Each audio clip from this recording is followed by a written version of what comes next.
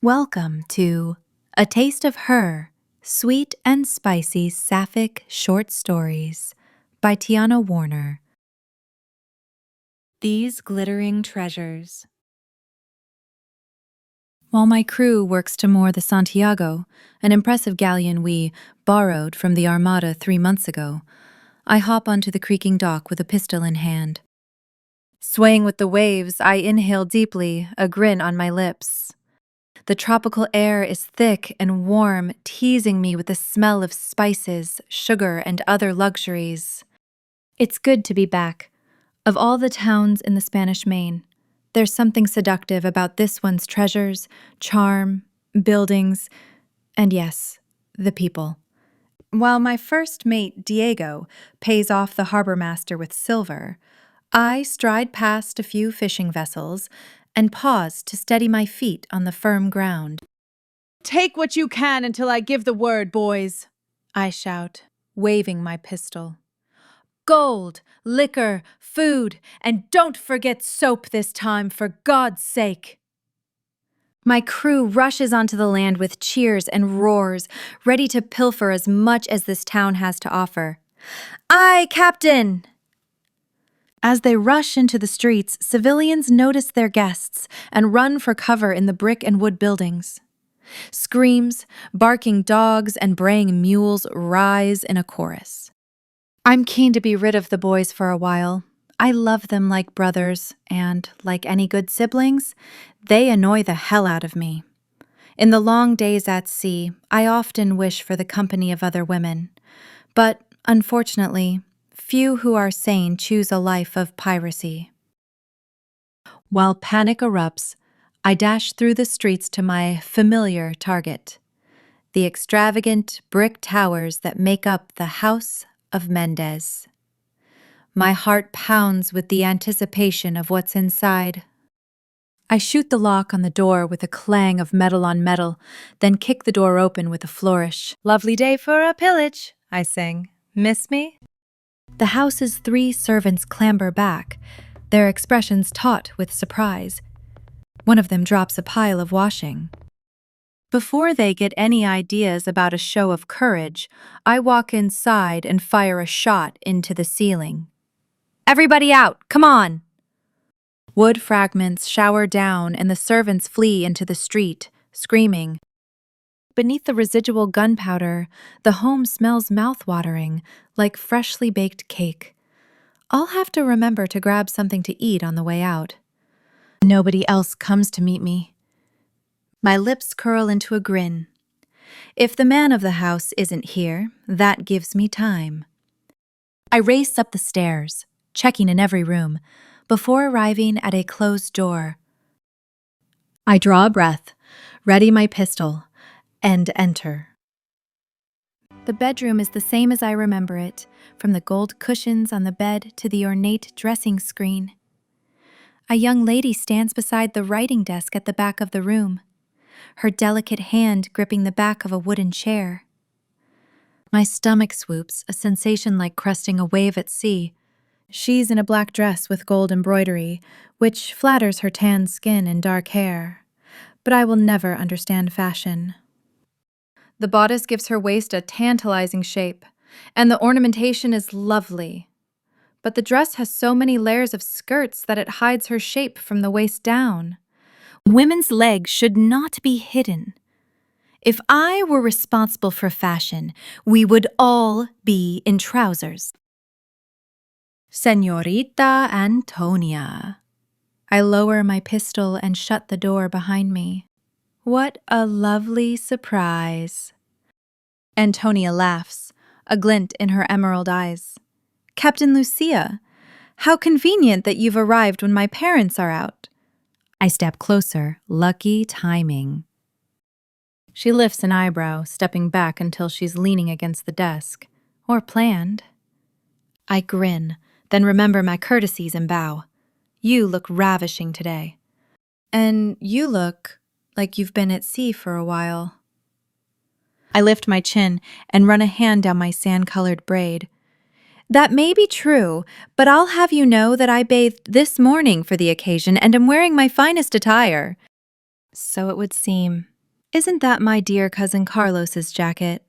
I look down at it, feigning surprise. Well, I suppose it is. Antonia sighs, peeking between her fluttering curtains to the chaos in the streets. There's no point in protesting, is there? I stride closer. I would tell her that I regret having to steal from her, but that would be a lie. No. What do you got for me today? She doesn't move, so I keep advancing until we're nose to nose. Her breath hitches and her gaze flicks down my body and back to my face. She smells as sweet as the town she lives in, like cocoa and cinnamon. Her soft, smooth skin is easier on the eyes than any of the haggard men I'm forced to look at every day. Did your father bring you gifts since we last met? I ask quietly. Chocolates, she whispers. A crystal pendant, silk stockings. Silk stockings? I say, mouth dry. Yes, her rosy lips curve upward. You might not be familiar, given your choice of trousers and other men's fashion, but I know what stockings are, I snap. Do you want to see? She wiggles her shoulders in a way that makes heat rush to my cheeks. She grows bolder every time I see her. Well, are you wearing them? I ask. Any control I had over this situation is slipping through my fingers. She nods. More heat. I back up a step. I'll take the pendant and chocolates. Very well. She brushes past, and a ripple travels up my arm as we touch. As she rummages through her wardrobe, I steady myself with a deep breath. Beyond the closed door, the house is dead quiet, and Antonia's every movement is sharp in my ears. For now, it's just us. Everything going on in the streets is a world away. She returns with the treasures I asked for, and our fingers graze as she passes them to me. Smiling, I bow. With respect, you are probably the easiest person to steal from, señorita. Antonia chews her bottom lip. You're right. My father will be disappointed that I handed over his gifts so readily. She backs up toward the writing desk, something teasing in her expression. It sends a flutter through me, and I step closer without meaning to. She puts her wrists together and offers them to me. Aren't you going to restrain me, Captain? I swallow hard. 7 times we've met, and 7 times she's played this game with me, wanting to be endangered so she can be rescued. I can't help but go along with it. She's too beautiful to refuse, even if toying with her is a waste of time. If you insist, love. I put my lute on the bed, then push her into the wooden chair and grab a pale pink ribbon from the desk. It's cool and smooth between my fingers. Silk? Yes. Valuable. I might have to take this as well. The silk stockings beneath her dress take form in my imagination, and I scowl, turning my attention to my hands. Antonia grins, watching my face as I loop the ribbon over her wrists. My fingers graze her soft forearms. Standing over her, I avoid meeting her eye, but my gaze draws to the swell of her breasts under her bodice. She hisses as I cinch the ribbon tight and knot it. I let her bound hands fall into her lap. There you go, restrained by a pirate, and you could do nothing to stop her from taking your prized possessions. I lean down, putting my hands on the armrests. One day, love, you'll get tired of playing the damsel. What's going to happen when this town runs out of handsome men to rescue you? Or is there one who keeps returning? She tilts her head and opens her mouth, but no sound comes out. Is she suddenly shy? How unlike her. She bites her lip. I catch myself doing the same. Does she know what she does to me? There's a crash behind us as the bedroom door flies open. Antonia gasps. I spin around, my pistol raised. Diego is there, a wicked grin on his lips. We taking hostages this time? Good. He strides over and grabs Antonia's bound wrists, pulling her to her feet. What else you got? Is that crystal? Let go of me! Antonia shouts, all playfulness gone from her tone. We are not taking hostages, I say, jabbing Diego in the chest with my pistol. A sick feeling twists inside me. If he knew what I was thinking, if he knew the hold this lady has over me. Come off it, he growls, pushing away the barrel without flinching. We've got enough trinkets to fill 8 ships. We need leverage if we want gold, Captain. He raises Antonia's wrists and shakes them like she's a sack of coins he found. Antonia's eyes are wide with fear. She works her wrists, trying to come free of the ribbon, and I regret tying it so tight. Diego, no hostages! He rolls his eyes and steps toward the door, pulling Antonia so she stumbles after him. I point my pistol at him. I'm going to count to 3, and if you survive the gunshot to your head, I'll drag you back to the ship and keel haul you until the last thing you see is your own blood clouding the harbor. I'd do it too. Yes, they are my brothers, but a firm hand is the only way a captain stays a captain. Diego faces me, and whatever he sees in my eyes makes that wicked grin slide off his face. He lets go of Antonia and puts his hands up. All right, you're the boss. And you shouldn't need reminding of it, you filthy bilge rat.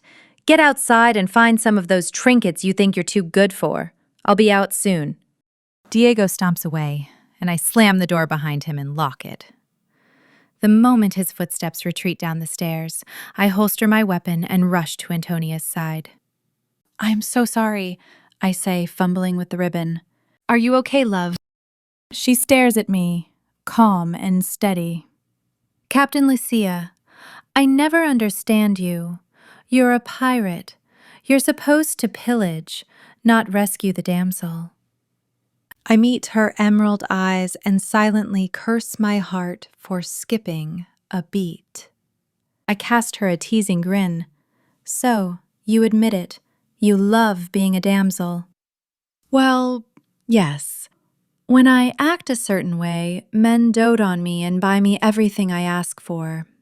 It's wonderful. And in return, you let them bed you? Excuse you, she cries, affronted. I am an unmarried woman of 19 and have never been with a man in that way. I bite my lip. For reasons I don't care to admit, the idea of her never having been with a man excites me. Anyway, don't change the topic, she says. Why did you rescue me? Why are you so good to me whenever you come here? She must know why, but I refuse to say it. Avoiding her eye, I finish untying her and let the pink ribbon flutter to the floor. She stares at me, waiting. I open my mouth, searching for words. There's no sense in taking you hostage. You have a lot of pretty things I need to steal before I actually endanger your life, Señorita. I turn away. Of course, I wouldn't let anyone take her from her home. She's safe and comfortable here, and it needs to stay that way. She's too sweet and gentle for the sea. What's that necklace you're wearing? She asks. What? Her boots tap closer. Turn around. Show me. Damn her. She's tipped me off balance and knows it. My face is surely the color of a lobster, but I turn. When I don't produce the necklace from beneath my tunic, she reaches forward and grabs it herself. My emerald pendant! I knew it! You kept it! I tug it back and put it beneath my tunic. It's lovely. I didn't want to sell it. Uh-huh. And what other items of mine have you kept instead of selling? I make a choking sound, unable to articulate anything. Don't be embarrassed, Antonia says. I think it's sweet that you kept them. Sweet? I've done nothing but steal from you. You should be repulsed by me. And yet, you just rescued me. Because She steps closer, her face so close to mine that her breath tickles my lips. Admit it. My insides flip as unsteady as if I'm sailing through a storm. I scowl, keeping my lips shut tight. I refuse to be ridiculed for falling in love with a beautiful lady like Antonia. She's an upper-class woman with a promising future as the wife of a wealthy man. I'm the lowest class of society, and doomed to stay that way. I'm wrong to keep coming here and playing like this. If I care about her, I'll let her live a normal life and stop pillaging her home like a scoundrel. I take the chocolates and crystal pendant and back up toward the door, knowing what I have to do. My crew is waiting. Antonia softens, her shoulders dropping. Captain Lucia, wait. No, you've delayed me for long enough. But I raise a hand, continuing toward the door. You're right. I'm a pirate, and I've forgotten my place in the world. This is the last time you'll see me. Lucia, you stop right now, Antonia says firmly. I stop. It's the first time she's addressed me without my title. She gathers her skirts, marches forward, and catches my chin in her soft fingers. She guides my face toward hers and kisses me hard on the lips. My body reacts without my permission, grabbing her waist and kissing her back. Then, my brain catches up, and I push her away. What are you doing? The thing you've been too shy to do for 2 years. You keep coming back here, even though I'm certain you can get much better treasures elsewhere, and I have gotten to know you as well as a suitor over this time. I am delighted to see you every time you break my door down, and I want you to see my silk stockings, and I don't know why we don't just admit that we love each other. There's a ringing silence. We stand astride apart, unmoving. Antonia catches her breath like she's just run a long distance. Her last words loop in my mind. We love each other. You do? I ask, relaxing my grip on my lute. Yes, she bends her knees like this topic is pushing her to her limits. You are the most exciting thing to happen in my life, and you make me feel like I have worth, in some strange way. The way you look at me and really see me is like, she huffs, color rising in her cheeks. It's like I've been standing on a cliff, postponing the moment I have to jump into the water. But now the last rock has crumbled beneath my boots, and I have no choice but to leap. I grab her and kiss her, pulling her against me. The chocolates and pendant crash to the floor. Antonia kisses me back hungrily, her hands moving beneath my jacket and around to the small of my back. I break our kiss to meet her gaze. Never speak of this, I whisper. If you insist, she murmurs. I walk her back toward the bed, where I push her down and climb on top of her. She's an irresistible sight, with her dark hair spread across the pillows, flushed cheeks and parted lips. Her breast rises and falls, and her eyes, God, those beautiful green eyes. Her hands link around my neck, and I lean down to kiss her. I can hardly bear the feel of her body beneath mine, with her soft curves and her legs parted beneath her skirts. I reach down and pull her skirts up, tentatively. Lucia, she whispers, breathing faster. She reaches beneath my tunic and caresses my waist, so gentle. I lift her skirts enough to expose her undergarments, those achingly beautiful silk stockings. They're the color of pearls. I run my hands over them, memorizing the feel of her legs beneath my palms before sliding down the stockings and tossing them aside. Her legs are perfect, even more than I imagined. Lucia, I've wanted this for so long, she says, tugging my tunic. I shed my jacket and remove my tunic, a flutter in my chest. Me as well. I lay on top of her, kissing her tenderly while sliding a hand between her legs. The sound she makes is so sweet that I close my eyes to savor it. Her hands trace over my breasts and she pinches my nipples. I gasp. Ah, that feels good. She grins. We kiss deeper, moving against each other. The feel of her against my breasts is tantalizing. Can I try something? I whisper. Antonia nods, a spark in her eyes. I crawl lower on the bed and lift her skirts over my head, settling into the darkness between her legs. Captain Lucia, she says playfully. What are you? She gasps as I run my hands up her thighs to the apex between her legs. There, I kiss her gently.